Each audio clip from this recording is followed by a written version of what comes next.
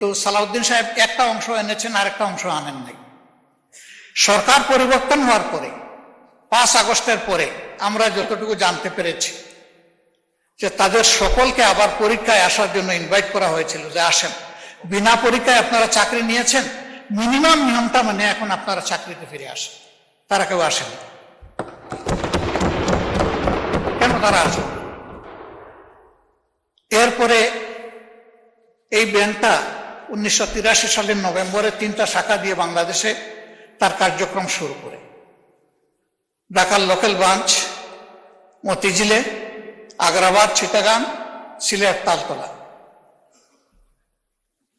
পর্যায়ক্রমে তাদের সততা, দক্ষতা, আমানতদারি এবং গ্রাহকদের প্রতি তাদের সেবার মান, এগুলার কারণে অনন্য উচ্চতায় ব্যাংকটা চলে যায়। তিনি যে সমস্ত অভিযোগ আনলেন, যে কোনো একটা দলের দিকে ইঙ্গিত করে, একবার নাম বলে দিলেই পারতেন জামাত ইসলাম। তিনি বলছেন যে মাঝে মাঝে নেকাব খোলা ভালো, এটা খুলে দিতেন, এখানে নেকাব রাখলেন কেন?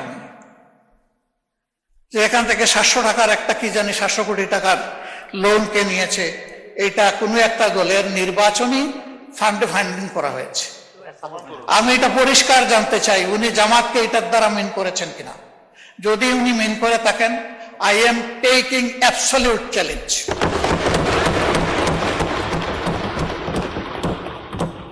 তিনি এটা প্রমাণ করতে পারলে আমি তাকে একটা মেডেল দেব পার্সোনাল।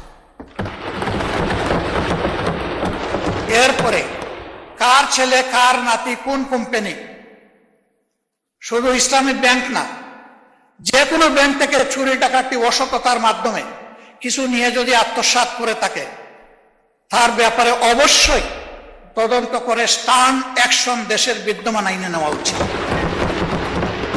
এটা আমি শফিকুর রহমান হলে আমাকেও যেন স্পেয়ার করা না হয়।